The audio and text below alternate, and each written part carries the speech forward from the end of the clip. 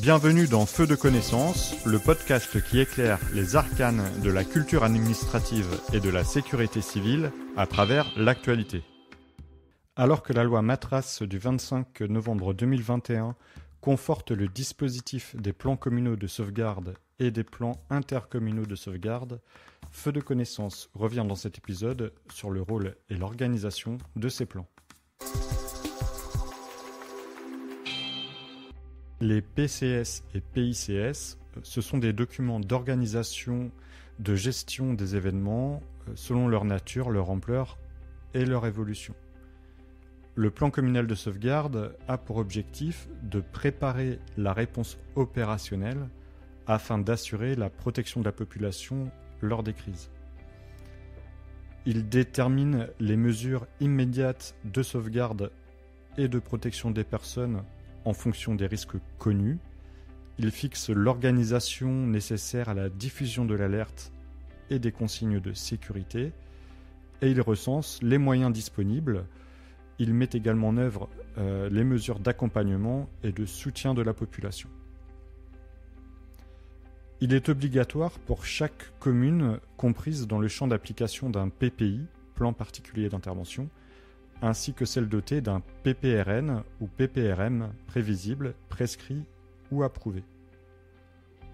Au niveau des risques naturels, les communes qui présentent un risque important d'inondation ou qui sont exposées aux risques volcaniques, cycloniques ou sismiques, ou enfin qui disposent de bois et forêts classés à risque d'incendie, devront également réaliser un plan communal de sauvegarde.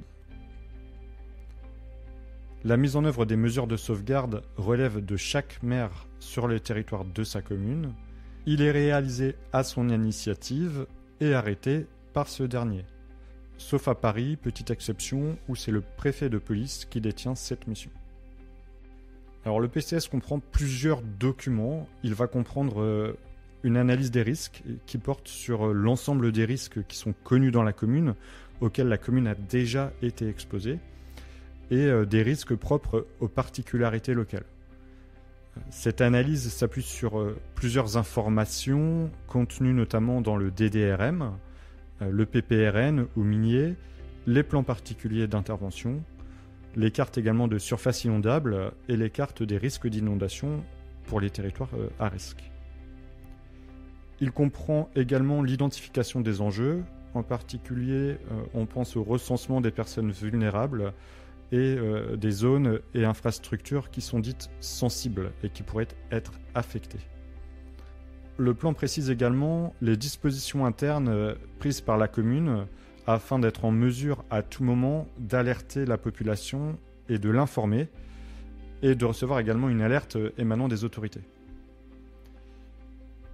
Ce PCS précise également les modalités de mise en œuvre de la réserve communale de sécurité civile quand cette dernière a été constituée, et également les modalités d'organisation du PCC, le poste de commandement communal mis en place par le maire en cas de nécessité.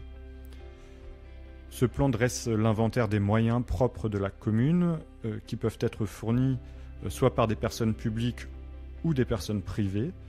Cet inventaire comprend notamment les moyens de transport, d'hébergement et de ravitaillement de la population, ainsi que les matériels et les locaux qui seraient susceptibles d'être mis à disposition pour des actions de protection des populations.